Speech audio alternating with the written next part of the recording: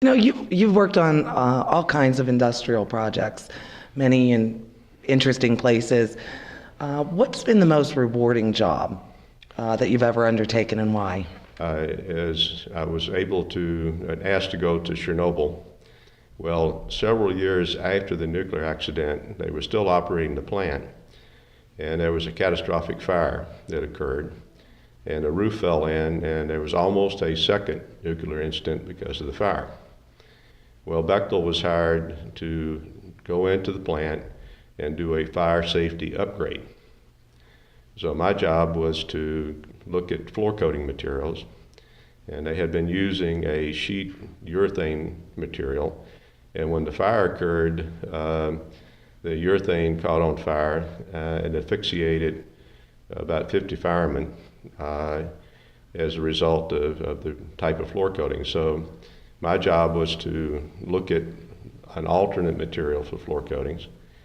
So we selected an epoxy. And then I had the opportunity to go to Moscow to the All-Russia's Fire Testing Institute, which was an interesting experience in itself.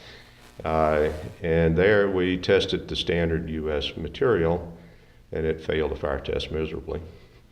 So I went back to work with two coating suppliers, reformulating the material and retesting it. Went back to Moscow for the second time, and we were able to qualify a coating system that was ultimately used to upgrade the floor coating system inside of the turbine building at Chernobyl. Another one that really sticks out is we had a job in Europe where we had a super-sized tanker, ULCC is what it's called. And Bechtel had a job of overhauling this tanker, changing it from a crude carrier to a floating storage unit. And the job started out in Marseille. The paint contractor who had performed the work and under whose supervision the failure occurred happened to be connected with the Marseille Mafia.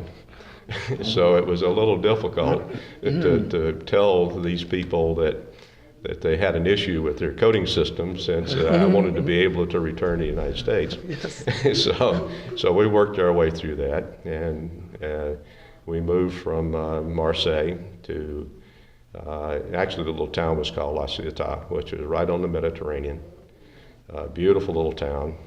You could go back there at any point in time and really have a good time, but I was working, and that made it not quite so nice. But anyway, we went from there to Cadiz, Spain. Stayed in Cadiz a few days.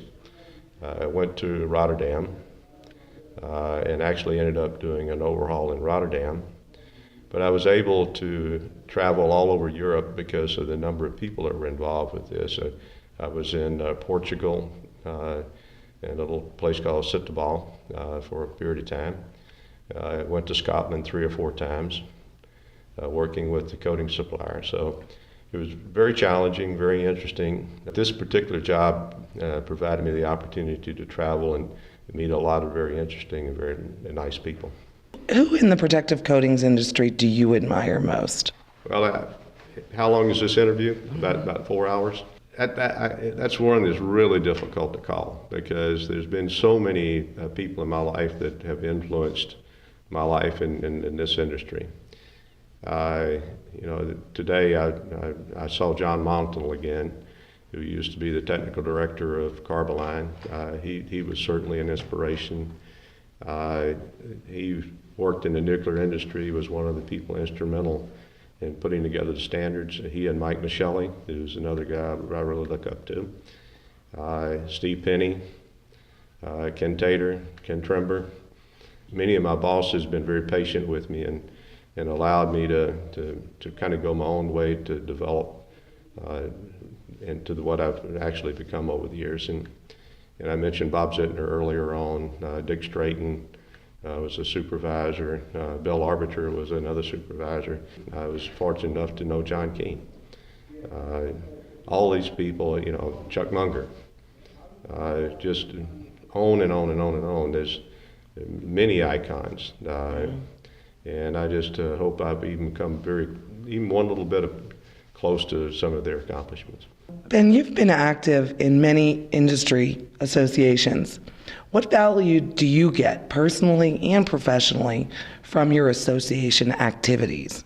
Every time I come to one of these meetings, I interact with people, go to presentations, give presentations, participate in committee activities, and I have the opportunity to learn common issues, common problems.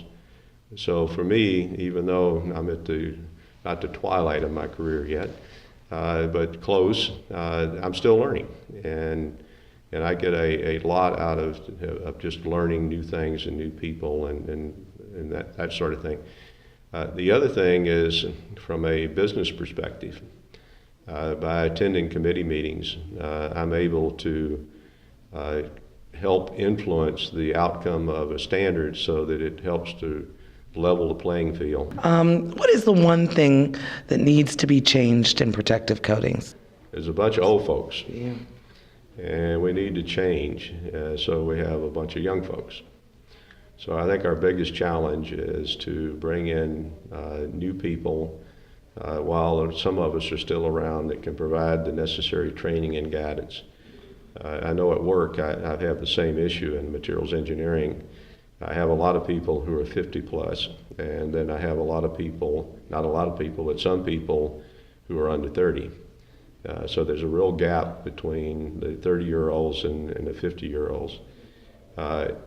If you're in the 30-year-old and less group, it's an exciting time because you're going to be leaders quicker because you're going to have to be.